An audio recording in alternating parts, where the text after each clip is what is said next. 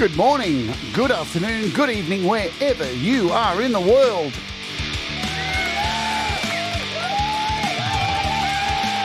My name is Jade, and this is How to App on iOS.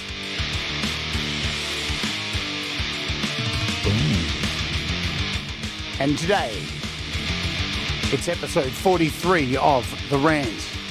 Making music is free?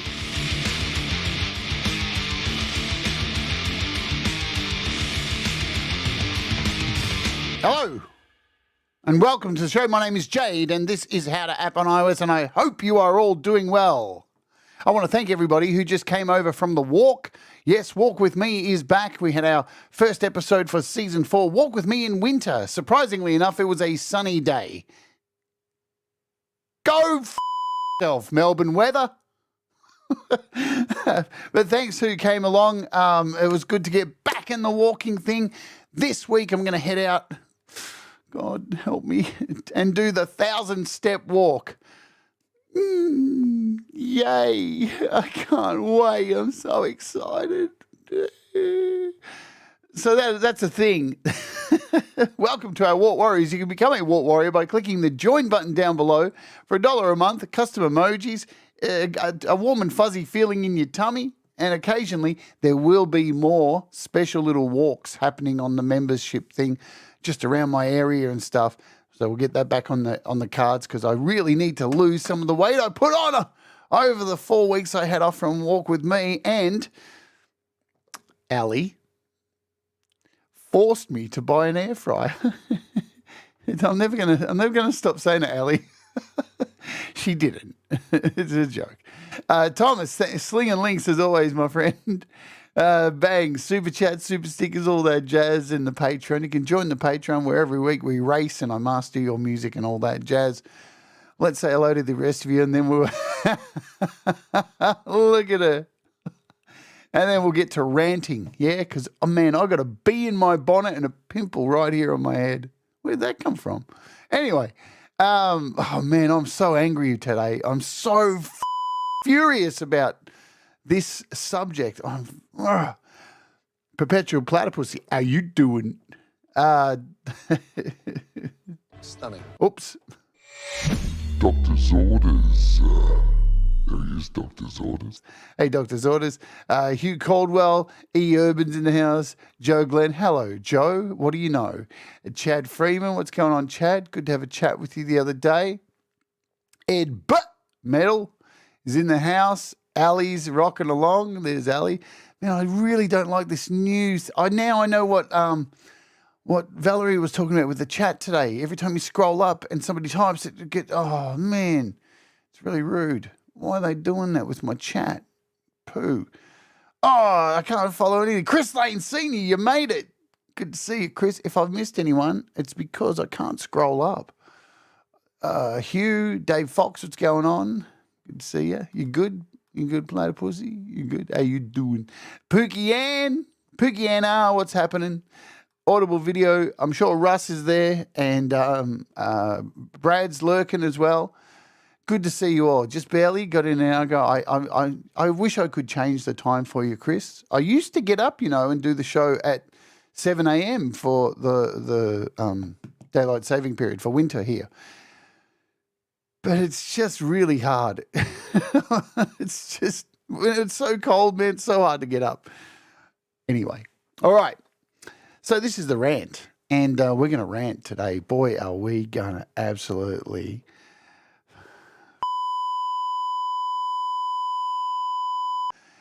Hey, Kim. Kim's wrapping blankets of bimboosity all over the room. There she is. So...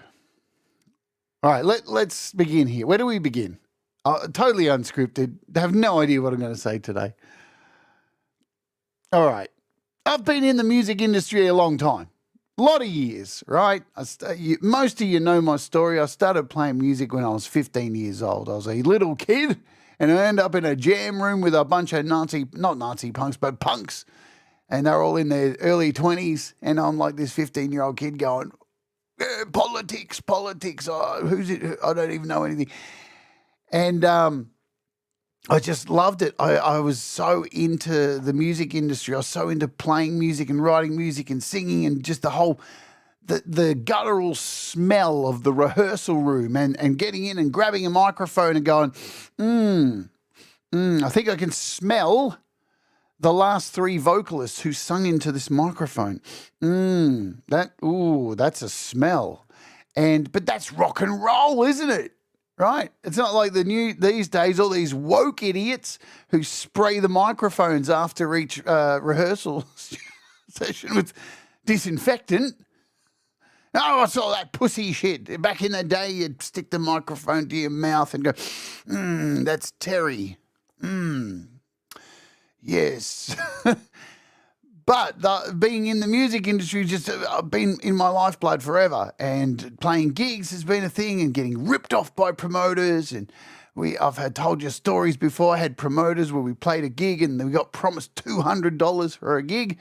And the promoter turned around after the gig and went, sorry, I don't have any money. Here's some LSD trips. And it's like, we're 16, dude. What are you doing? Can't you give us 16-year-olds LSD? Now we have to go sell them. Oops, there's none left to sell. All right, so the whole thing of like marketing yourself and going into recording studios and recording your first demo and having an engineer and all that stuff and going in and having the drums get laid, then you do your vocals and all that, the smell, the feel of it, the rock and roll is just, it gets my blood pumping. It always has.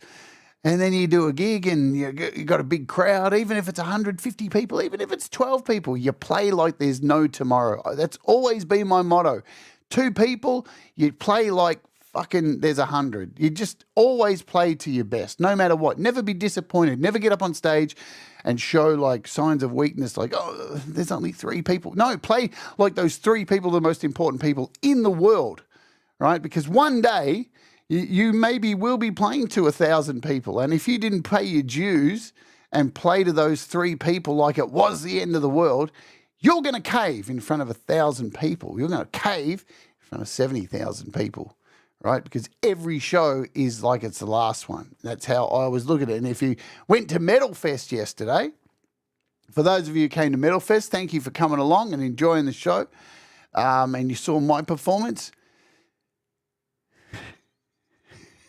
It was something, but it was like I planned it all to be like, this is the last show I'm ever going to do, so I want to make people fucking remember it. You know what I'm saying? And that's been my motto forever. But all of this stuff, right? Going to rehearsals and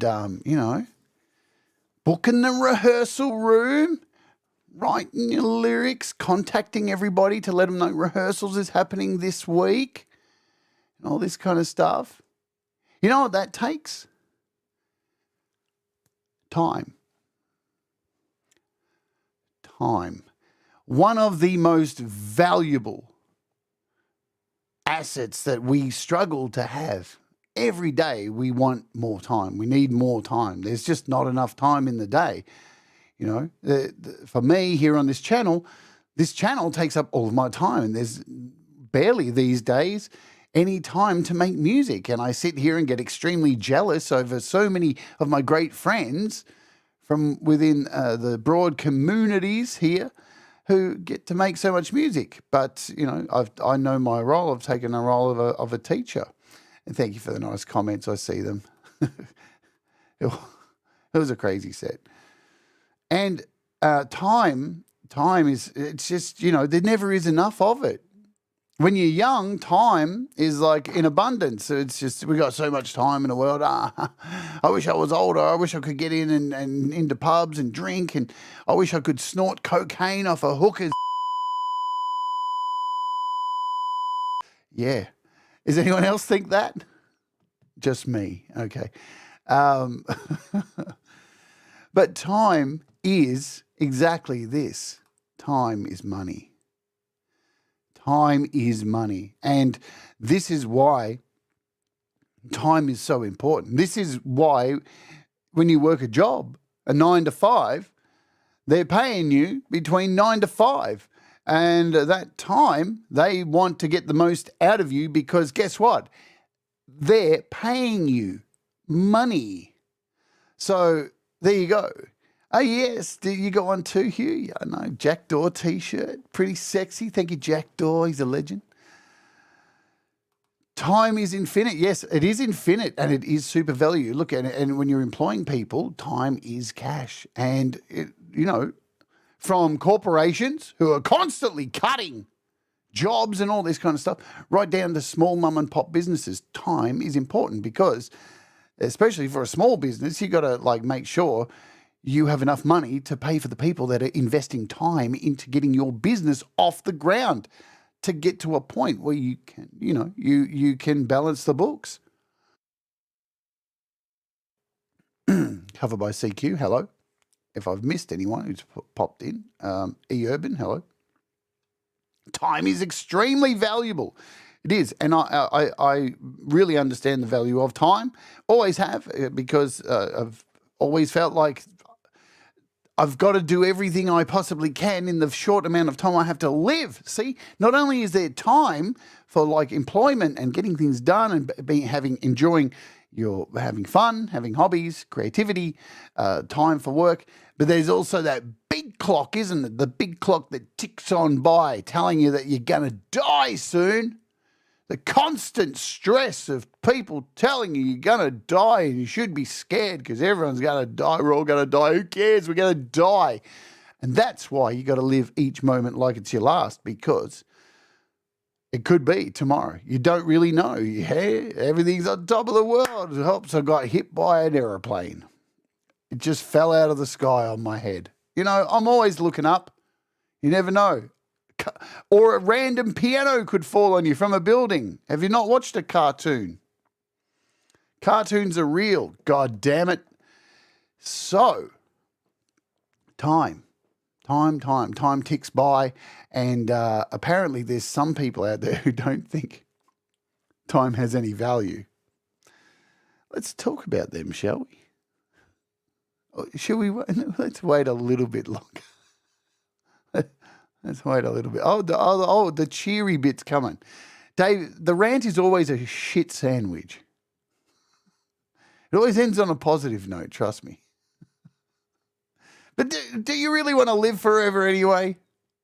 In your body that's all crickety and crackety and wackety do? I don't want to. I already know I'm going to end up in an old people's home, right?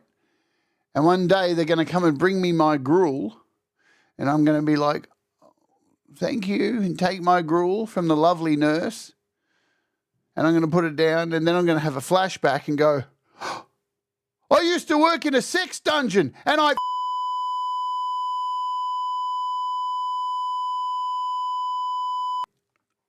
we had to clean it up. Lucky there were plastic sheets. I know I'm going to have flashbacks already about what I've done in my past. I don't need the pressure of time, okay? So here we all are. We make music, and not all of us have come from different not all of us come from the same journey of making music, right? Myself, you know a bit of my story, okay? Some of us started playing music in the last 5 years. Some of us started playing music when we were young, and then life got in the way. Wife got in the way, and kids, and then we didn't make music, and then we come back to it. Some of us have been sporadic in and out of music. Some of us have had jobs to pay for the music but none of us have made it really big.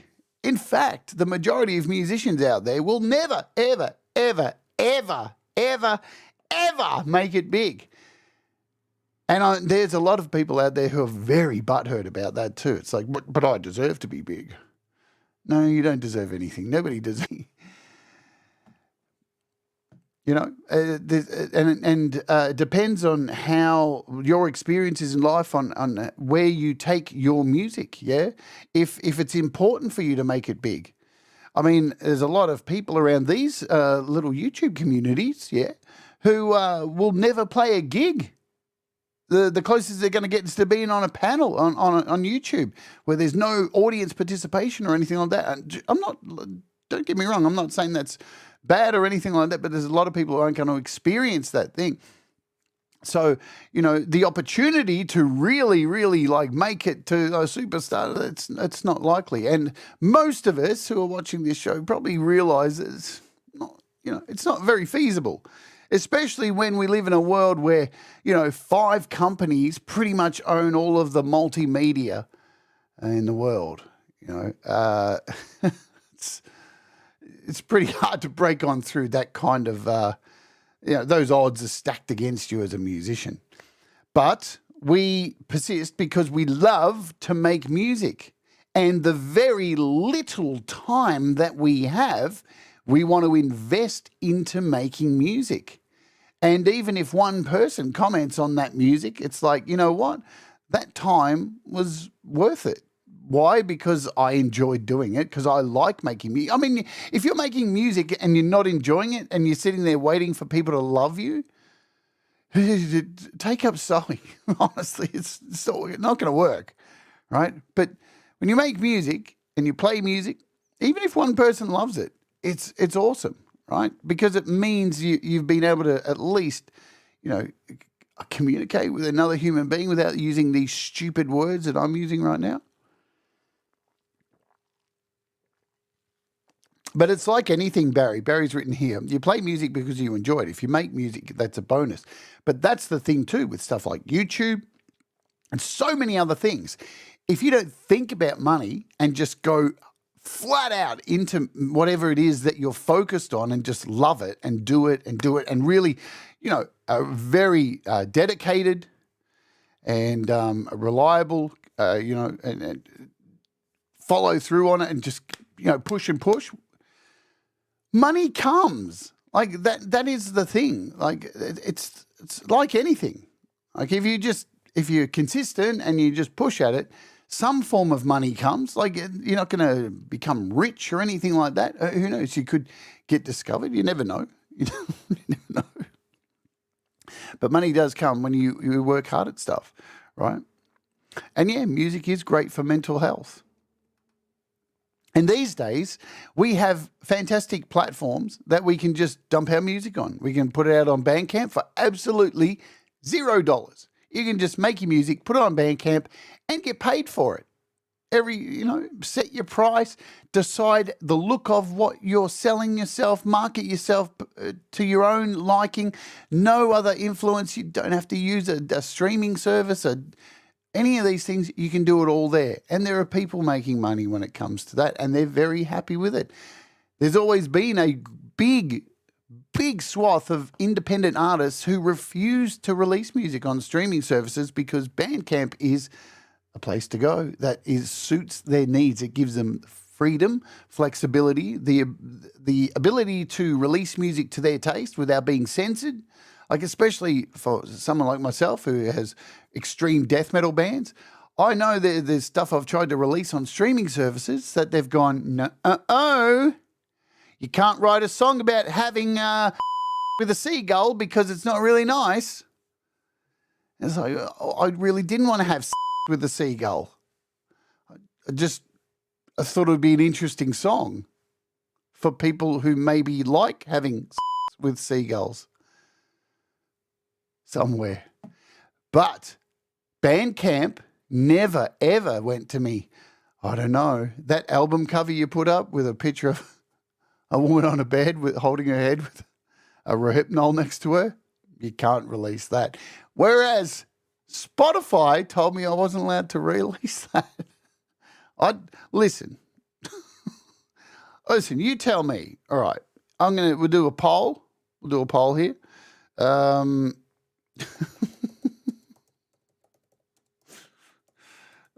am I doing? We'll do a poll, yeah? Now, is this a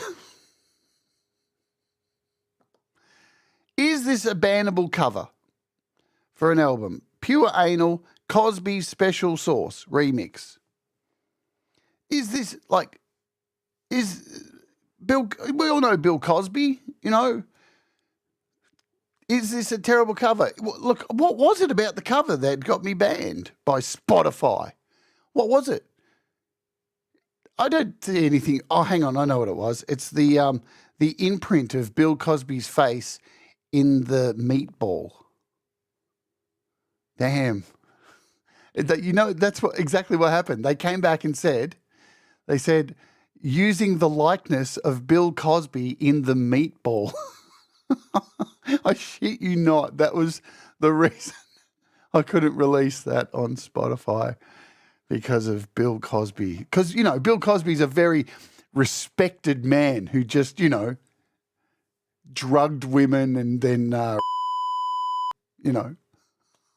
we've got to look out for Bill Cosby's feelings. Nice work, Spotify. Good stuff.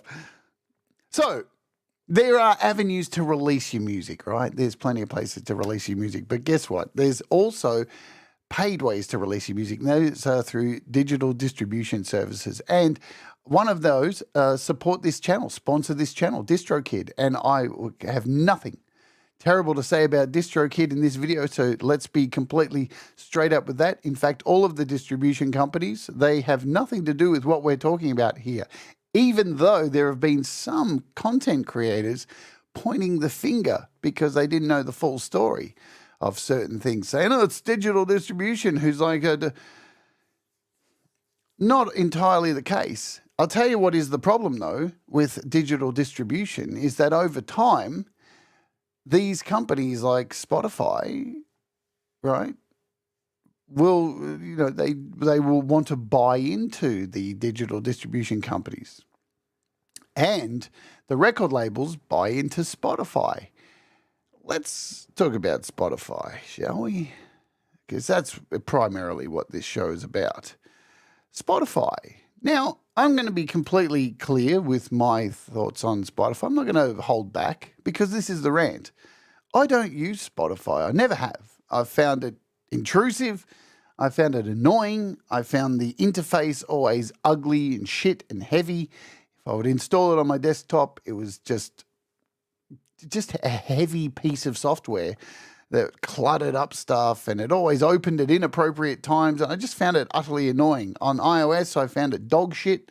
I hate the concept of having to suck up to people or get on a playlist for you to actually matter. If you're not on some wanker's playlist, then you don't matter. And it's like, but who the fuck are these people who are controlling these playlists? Who the absolute ever-loving are these people? I don't care. And why are they in control of my destiny because it all seemed a little bit like, isn't this just like buying views? See, Apple doesn't really do that, right? Now, I'm not saying Apple's better, or I'm not trying to do the fan bitch thing, but it always just rubbed me the wrong way that Spotify has this, get on a playlist and then you'll get noticed. It's like, it feels a little bit like I have to pay to play. And when I see pay to play, I just think this straight away, right? So, yeah, I don't really want to get involved in it. So Spotify has never been a thing. I think I was signed up to Spotify for about a month, and then I ditched it, and I've been on Apple Music. Again, streaming services have kind of fucked everybody over. Or let me rephrase that. It's not really streaming services. It's the way they have decided to pay artists and how it's not very transparent. Like you would think with any kind of contract or anything like that when you're releasing music, from my past of having album deals and stuff like that, everything is pretty transparent. You sign a contract and you're told exactly what you have to pay and what comes back before you make money, and you understand, because normally with a record deal, you borrow money and you got to pay it back. So you want to keep track of what's going on. But with streaming services, it seems to be really hard to get traction with a lot of these companies. But Taylor Swift just seems to have the ability to get so many views. And we've talked about this on the rant before. It's all a bit of a popularity contest that's dominated by the record labels who dictate to companies like Spotify. No, but it's always been like that. We've talked about this. Go back into the past. Jukeboxes, when they were first put into venues, were a way for record companies to force music onto people. And then they started taking the data from the jukeboxes to decide Billboard charts and stuff. The mafia was involved in the music industry for the longest time and would dictate what would happen with venues and how which venues could have places people play there, and if the venue didn't pay certain amounts of money to certain mafioso people, well, you wouldn't get this artist playing. It's always been a dodgy show, the whole music industry. But now we're at Spotify, and I don't know. They seem really out of touch. Is it just me, or do they seem really, really out of touch?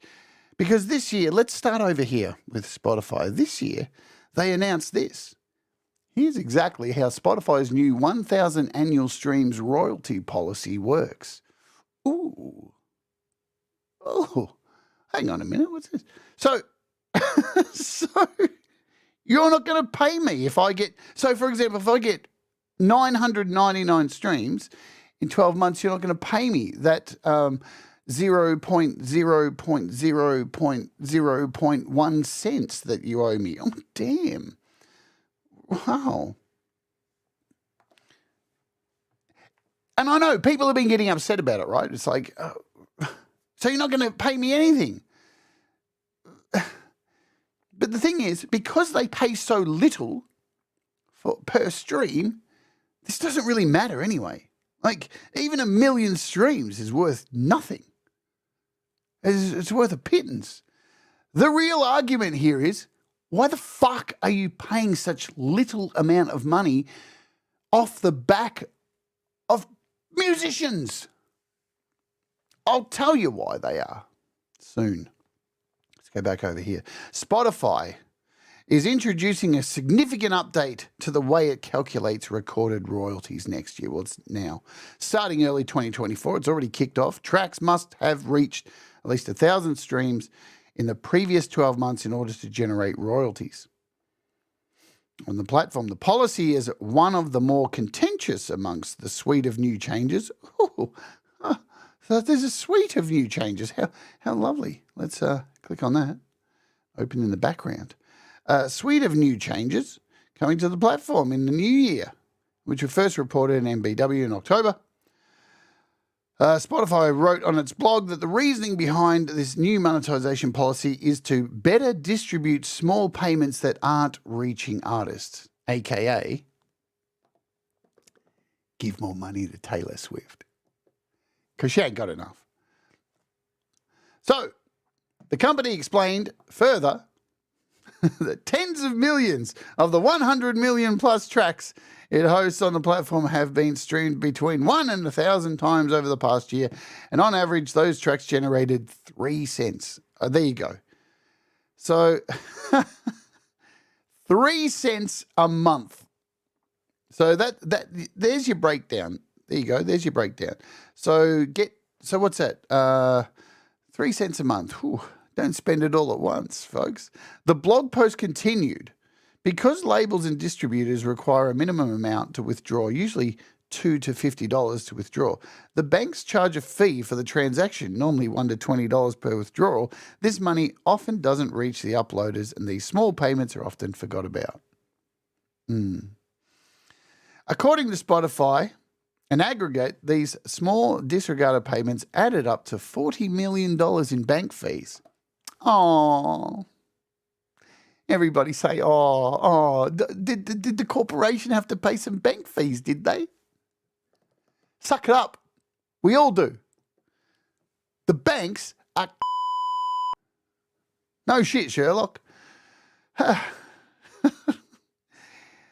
So, according to Spotify, disregarded payments added up to $40 million in 2022 alone, which the company adds could instead increase the payments to artists who are most dependent on streaming revenue.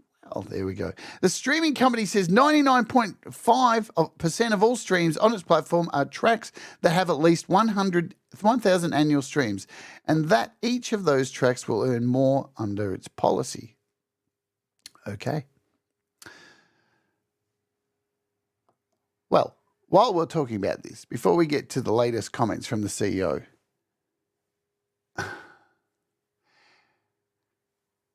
because Spotify are allowing people to release AI music.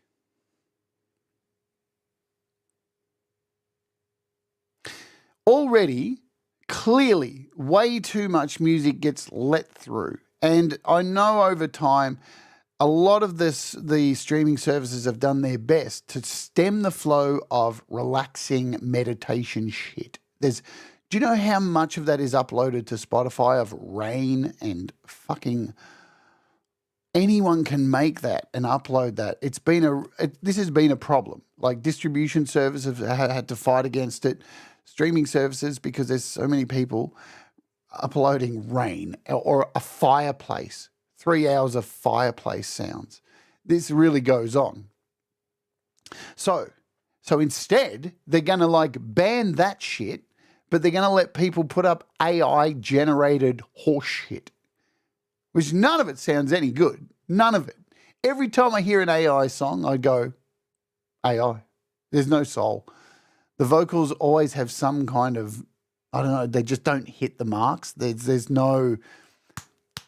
that on the money. There isn't that fluidity. And AI music is dog shit.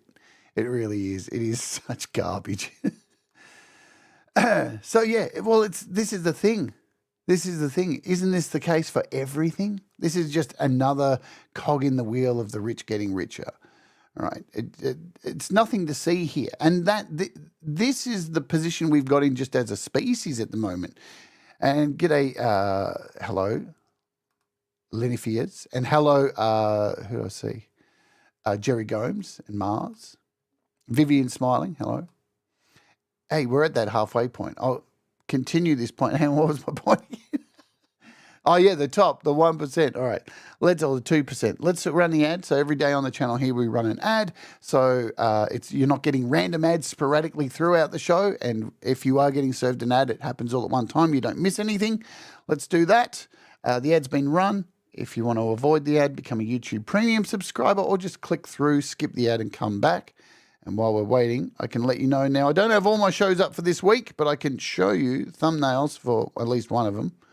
Because this week, tomorrow, it's WWDC time at Apple. They're going to do an announcement for a bunch of stuff that we all get disappointed about. They'll be announcing iOS 18, I suspect, tomorrow. So come and join me for that, for my sarcastic look, as always, at what went down, went down.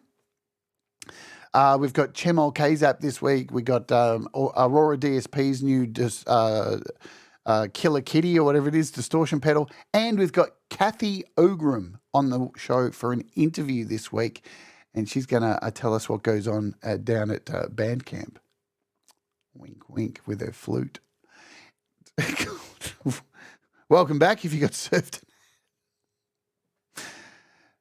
But look, isn't it always been the 1% are always looked after and we just like, it's total shit underneath them? But that's more of a like us problem. Why? Because we just take it. We just lay down and we don't complain. You know what? We don't complain. We don't protest like we used to. We protest over stuff, but what we need to protest is against the rich getting richer and us just sitting here going, oh, okay, sure. But then does it really matter? Because we are all just, let's face it, we're going to go with some home truths today. Let's face it, you and me and everyone we see, we are just now advertising material. We sign our lives away. We sign dotted lines. We don't read any terms and conditions.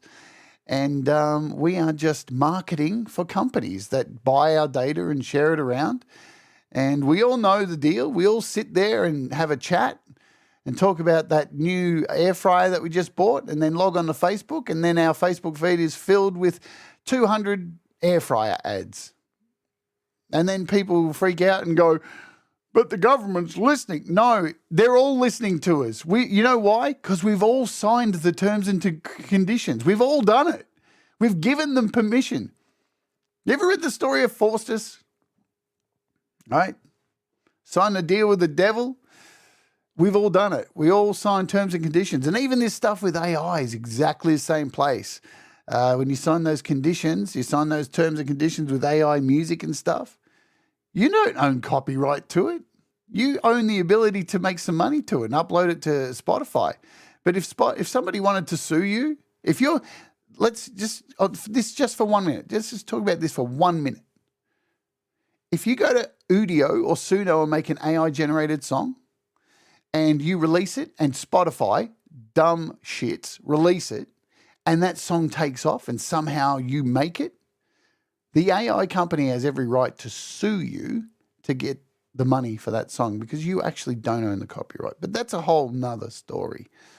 So, Spotify, they want to take away your money. They don't give a shit. They say this is a cost. This is a way to actually make users get more money. Apparently, we got to take money away so you can get more money. And then this guy here, Daniel Ek, who is look at him, doesn't have a creative bone in his body. Look at him. He looks like a thumb. He looks demonic, doesn't he? Look at him. He looks like he could use some sleep. I mean, he must be kept up late at night with all those millions of dollars off the back of musicians and, curating all that stuff. Because there's no bots that, get your music played or anything. There's no bots. There's no rigging the system over there at Spotify. Everything's legit and perfect. This guy, guess what he says? He says the cost of creating content is close to zero. And you know what? He's right. For him, because he ain't a creative, talented fuck, is he? He's just another suit, another corporate shill who's just making as much money as he can, making decisions until, he gets ousted and some other prick takes over. He doesn't give a fuck about music. He gives a fuck about shareholders and turning over enough money to keep everybody happy so he doesn't lose his job and he's got enough money. But apparently, it costs nothing to make music. So where were we? Back to the beginning. Booking rehearsal rooms, phone calls, petrol, time. This is just rehearsal rooms to hook up, and $40 to $70 for a few hours in a rehearsal room. Petrol, something to eat while you're there. I don't even need to go any further. That's argument over. He's a dumb shit. That's it. The argument's lost. Right? And that's without buying. Oh, but it gets better because one of his comments was about smartphones. We've all got smartphones now. I don't know if the last time he checked how much a fucking iPhone is. $1,000. I guess that costs nothing. iPhones cost nothing. It's absolutely zero. Let's read. Musicians and music fans have hit back. AKA that means they wrote something on Twitter. Because, nobody fought back. Nobody's fighting back. If people actually fought back, we'd all go and remove our music from Spotify and watch their money disappear. But nobody fights back. This is the point I was saying before. We just take it like we're bitches and just go, oh, yeah, but I'm angry. I went on X and I wrote something. Oh, that really put him in his place. I bet he's sitting there at home right now going, I can't believe it. People wrote things on Twitter. X, formerly Twitter. Hi, Pete Johns. This is the way you hit him, man. Hit him with the wallet. I think Metallica have a song called Fight Fire with Fire, ending is near.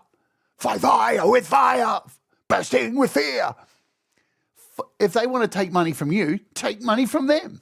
Like, have we all just become that spineless? And we just go, I wrote on Twitter. But this is the problem. This is the bigger problem here, that nobody has the conviction to fight back and say, you know what, fuck you. Because there's plenty of other streaming services. If you're releasing music through DistroKid, which I hope you are because they are amazing, right? You can just uncheck the box and your music doesn't appear there anymore. And then, you know what I like about that? Because I'm going to do a show soon and I'm going to remove all my music from Spotify because it makes it exclusive, like an Xbox game, exclusive to Xbox. You can only get my music on these streaming services, not this one. I like that, and it makes a real statement, even though they could give a shit. If enough people did it, they would give a shit, wouldn't they? You know what I'm saying? Okay, we fought back. We've gone to Twitter, we've fought back.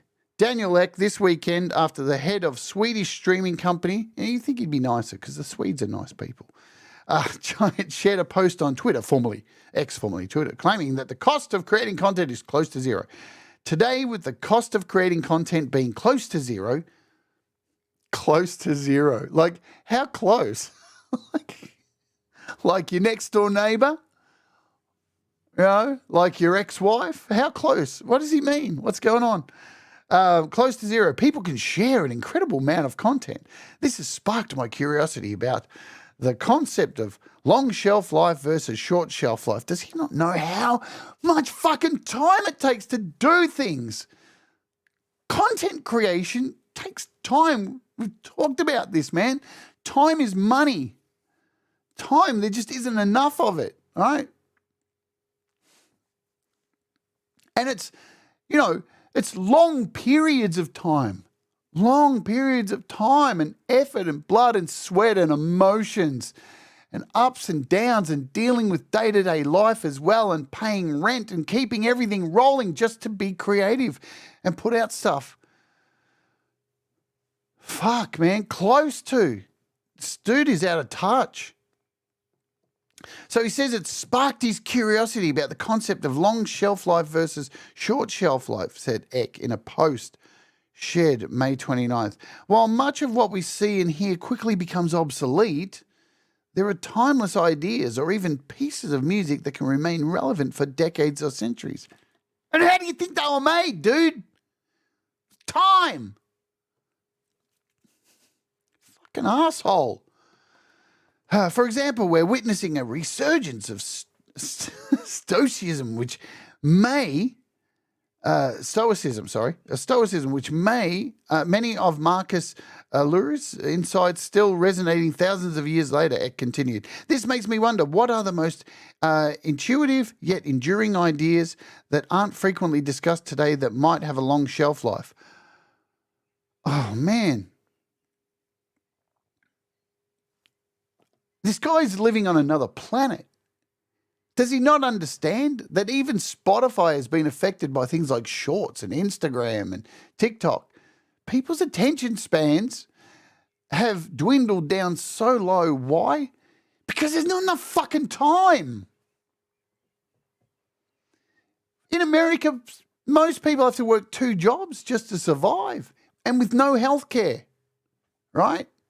And then they got to worry about all the other mindless shit that's going on there. Time, man. And people wonder why we are at this, brains are like goldfish. Everything's been put into short form content because we've only got snippets of time. We've got to get to the next fucking job to pay the next fucking bill, and then get enough sleep. And then hopefully be creative enough to make something that satisfies our pleasure, our need for joy, for happiness. We certainly know we're not going to make any money from it. What else did he say? Also, what are we creating now that can still be valued and discussed hundreds of thousands of years today? You know what? You don't decide, dickhead. You're not the decider of what music is popular. I know basically this is what happens with megalomania. This dude thinks he controls everything, like what people hear, and to a degree he does. Why? Because we keep allowing it. I mean, how many times can we sit here and talk and piss on Spotify? Like, you know, oddly philosophical post provoked fierce reactions. Fierce, can you believe it? People typed 130 characters. Reactions across social media, with many questioning his claim that making music requires no financial investment, pointing to the considerable cost of instruments, equipment, education, in addition to the time involved in making music. What about learning the instruments? What about all that stuff? Learning all the instruments.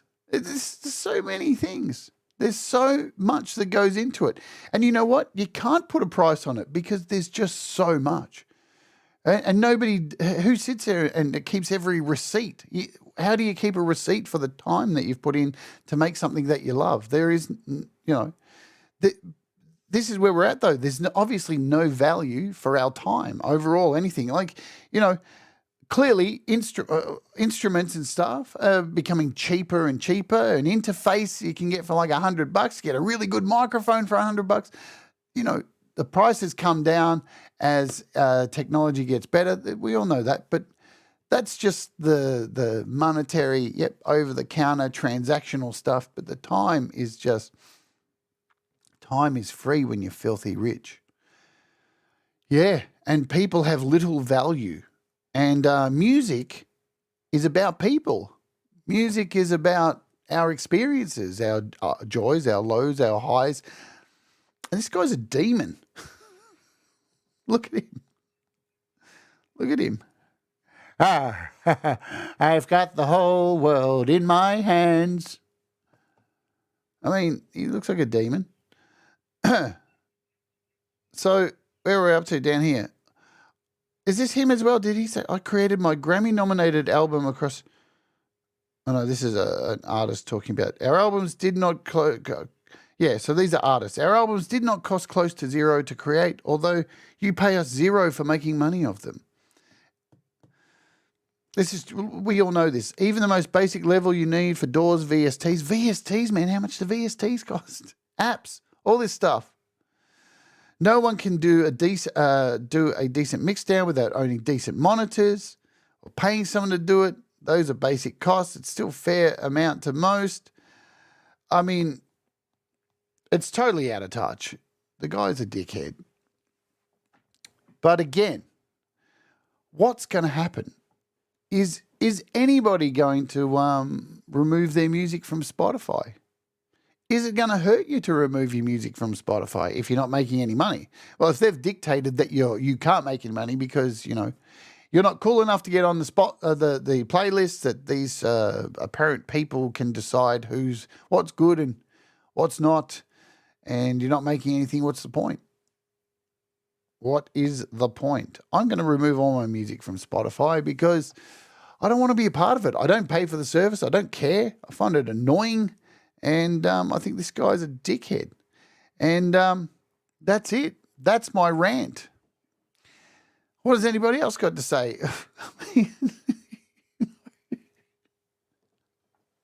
It's just laughable that somebody, and we haven't discussed, do you know how much Spotify made in the last year, money-wise? Over $1 billion in profits after paying out all of us. Oh, and boy, I remember that holiday I went for with all my payout. But after paying everybody out, over $1 billion in revenue.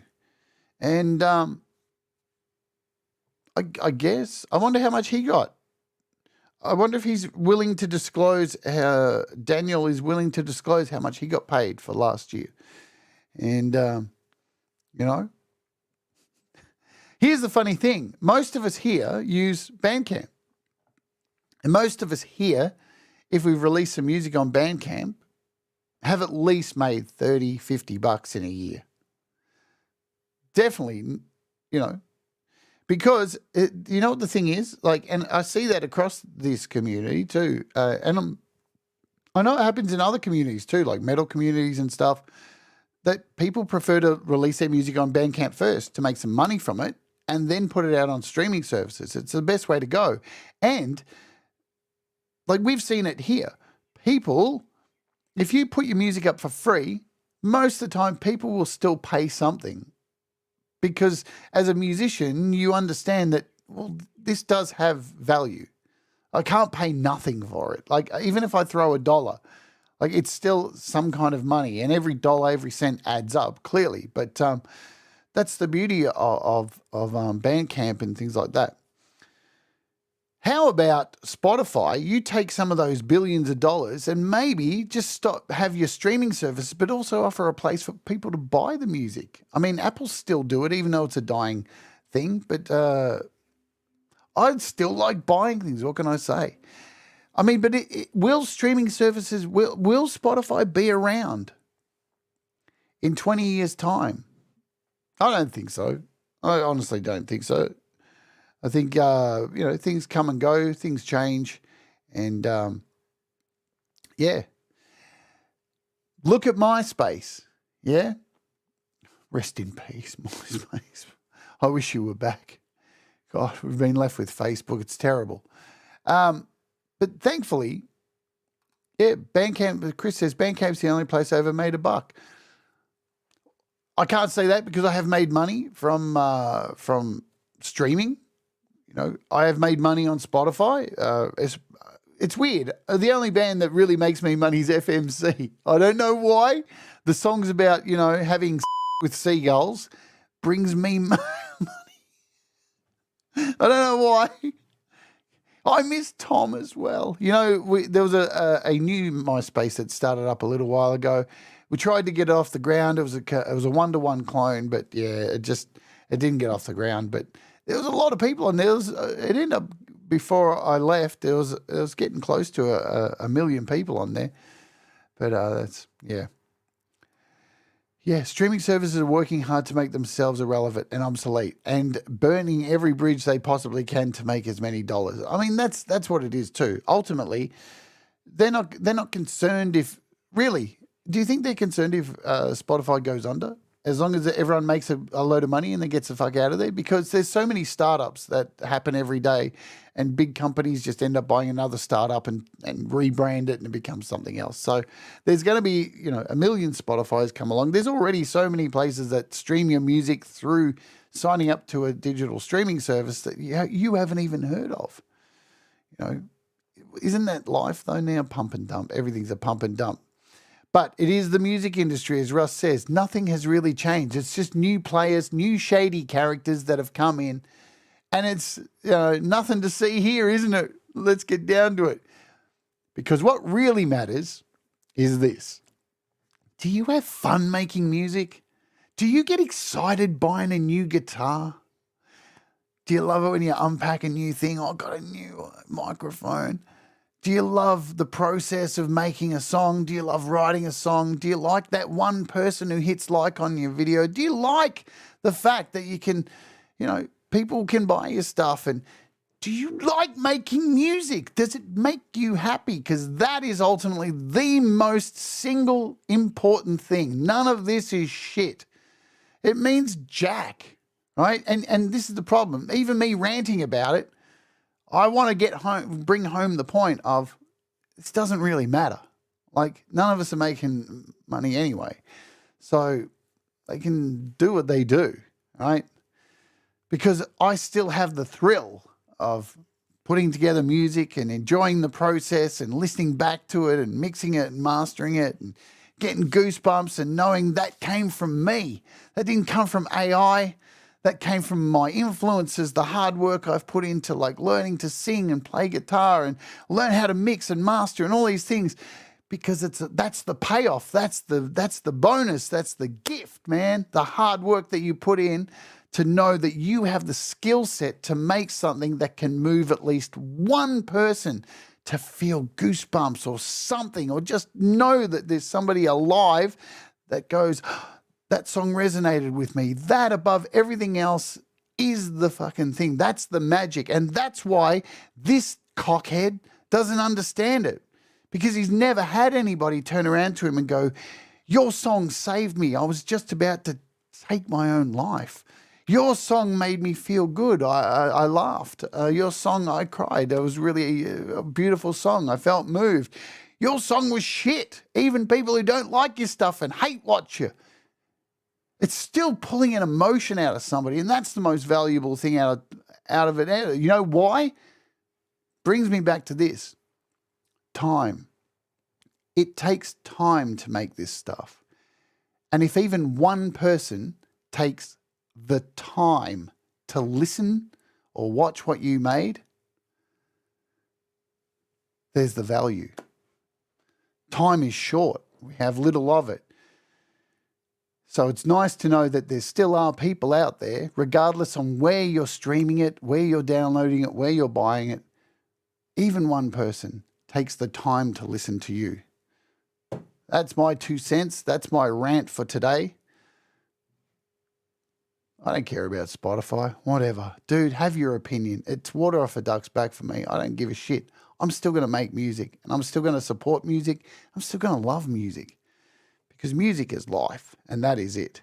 And speaking of music, today's featured artist is two amazing artists who came together in this community from completely different worlds, Marcus Cannell and Auntie G, and they have just been kicking the shit out of making music. And this is their latest track called Like Valkyrie. We'll play this. We'll dump you over to Pete Johns. And hi, Gary Hubbs. Great job, Gary, yesterday. Thank you for hanging out and ranting with me. Remember, do the things that make you happy. Mistakes make you better. We'll all rise together. Stay awake. And love your music, man. Because music's life. Let's oge.